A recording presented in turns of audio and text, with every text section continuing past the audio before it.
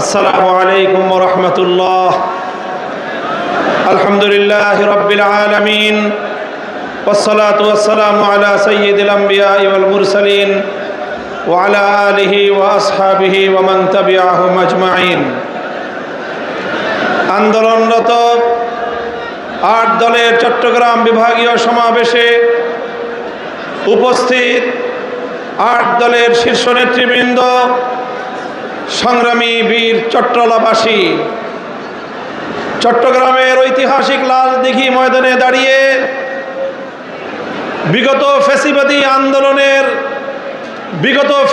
বিরোধী আন্দোলনের অন্যতম মহানায়ক হেফাজতে ইসলাম বাংলাদেশের আমির মরহুম আল্লামা শাহ আহমদ শফি, মজলুম আমির হেফাজত শহীদ ইসলাম আল্লামা জুনায়েদ বাবু নগরী রহমতুল্লাহ আলাইহির প্রতি শ্রদ্ধা এবং তাদের রুহের মাগফিরাত কামনা করে আজকের এই চট্টগ্রামের ঐতিহাসিক লালদিঘি ময়দানের জনসমুদ্রকে লক্ষ্য করে আমরা পরিষ্কার বার্তা দিতে চাই।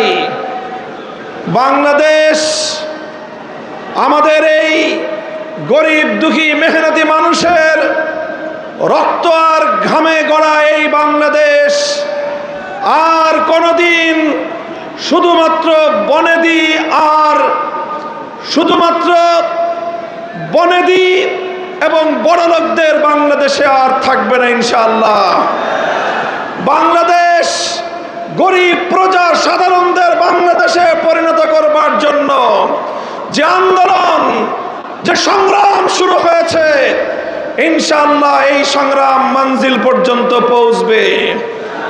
আমরা পরিষ্কার ভাষায় বলেছি, বড় বড় রাজনৈতিক দলগুলোর পক্ষ থেকে অনেক অফার দেওয়া হয়েছে। ছোট ছোট রাজনৈতিক দলগুলোকে বিভিন্ন আসন সমঝোতার অফার দেওয়া হয়েছে। আমাদের পরিষ্কার বক্তব্য, শুধুমাত্র জমিদারদের অংশীদার সাধারণ মানুষের লভ্যাংশের ভিত্তিতে আর বাংলাদেশ চলবে না। আমরা বাংলাদেশে আমাদের অধিকার চাই, মালিকানা কায়েম করতে চাই। গরিব মেহনতি মানুষ, আমরা তোমাদেরকে ইসলামের বার্তা পৌঁছে দিতে চাই।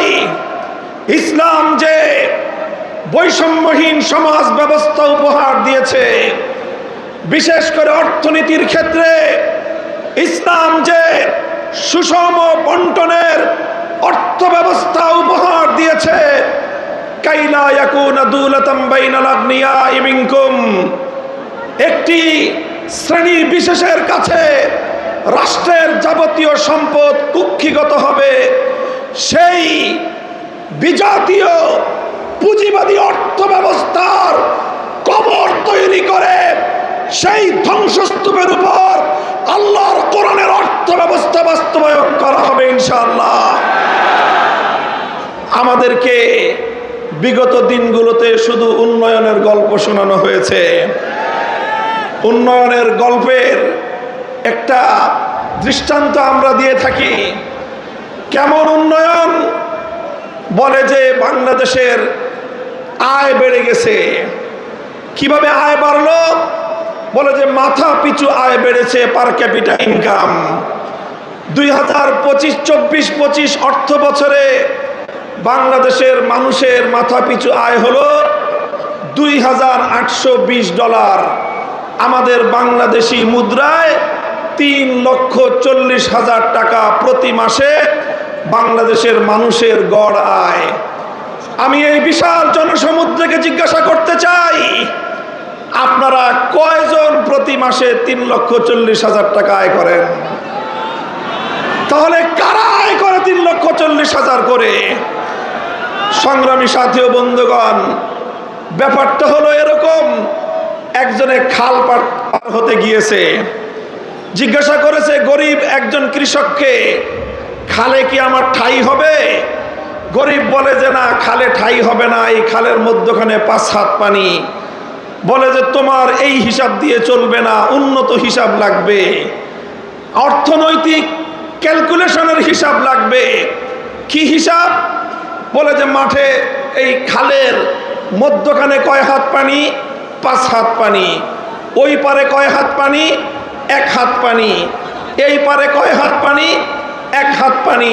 এবার তিনটাকে যোগ দাও, 5 যোগ 3 যোগ 5 যোগ 1 যোগ 1 হলো 7। 3 জায়গা থেকে স্যাম্পল নিয়েছো, এবার 7কে 3 দিয়ে ভাগ দাও, গড় পানি দাঁড়ালো 2.25 হাত। বলে যে অর্থনীতির হিসাব বলে যে খালে গড় পানি আছে 2.25 হাত, সুতরাং 2.25 হাত পানি যেহেতু গড়ে আছে, এই খাল পার হওয়া সম্ভব। আমি আপনাদেরকে জিজ্ঞাসা করতে চাই, এই গড় হিসাব করে যদি কেউ খাল পার হতে যায়, 5 হাত পানিতে তার ঠাঁই হবে? ওই 5 হাত পানিতে গিয়ে সে নিশ্চিত ডুবে মরবে। আমাদেরকে উন্নয়নের গল্প শোনায়, বাংলাদেশ থেকে লক্ষ লক্ষ কোটি টাকা দুর্নীতি করে দুর্নীতিবাজদের আকাশচুম্বী আয়, সাধারণ মানুষের নাভিশ্বাস ওঠা, দারিদ্র সীমার নিচে বসবাস করা সেই জনতার আয়ের সঙ্গে গড় হিসাব করে পার ক্যাপিটা ইনকাম দিয়ে, মাথা পিছু আয় দিয়ে বাংলার মানুষকে বারবার ধোঁকা দেওয়া হয়েছে, প্রতারণা করা হয়েছে। এবার ইসলামী দলগুলোর ঐক্যবদ্ধ আন্দোলনের মধ্য দিয়ে গোটা বাংলার তৌহিদি জনতা জেগে উঠেছে। ভাওতাবাদীর রাজনীতি আর বাংলার মাটিতে চলবে না। এবার বাংলার জমিন এদেশের সাধারণ মানুষের বিজয়ের মধ্য দিয়ে আল কোরআনের শাসন কায়েম হবে ইনশাআল্লাহ। কোরআনী অর্থ ব্যবস্থা, আল কোরআনের বিচার ব্যবস্থা, ইসলামের শাসন ব্যবস্থা, ইসলামী শিক্ষা ব্যবস্থা বাস্তবায়নের মধ্য দিয়েই সোনার বাংলাদেশ আমরা গড়ে তুলব ইনশাআল্লাহ। আপনারা ঐক্যবদ্ধ থাকবেন তো? আমরা বলি সোনার বাংলাদেশ দেখা শেষ, নতুন বাংলাদেশ দেখা শেষ, সবুজ বাংলাদেশ দেখা শেষ, ডিজিটাল বাংলাদেশও দেখা শেষ। এবারের বাংলাদেশ দেখতে চাই ইসলামের বাংলাদেশ, আল কোরআনের বাংলাদেশ, খেলাফতের বাংলাদেশ। হাতে হাত রেখে টেকনাফ থেকে তেতুলিয়া সকল ষড়যন্ত্রের বিরুদ্ধে, চক্রান্তের বিরুদ্ধে, আধিপত্যবাদের বিরুদ্ধে আমরা ইস্পাত কঠিন জনতার যে ঐক্য গড়ে তুলেছি, জনতার বিজয়ের মধ্য দিয়েই ইনশাআল্লাহ চূড়ান্ত লক্ষ্যে পৌঁছবে। আপনারা সকলেই যার যার জায়গা থেকে ঐক্যবদ্ধ প্রচেষ্টা চালিয়ে যাবেন তো ইনশাআল্লাহ।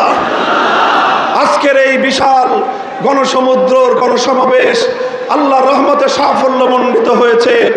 এখন থেকে ঐক্যবদ্ধভাবে আগামী জাতীয় নির্বাচন এবং গণভোটে হা বাক্সকে বিজয়ী করবার জন্য ময়দানে নেমে পড়বো ইনশাআল্লাহ। আমরা নাসরুম মিনাল্লাহি ওয়া ফাতহুন করিব ওয়া আখিরু দাওয়ানা আলহামদুলিল্লাহি রাব্বিল আলামিন।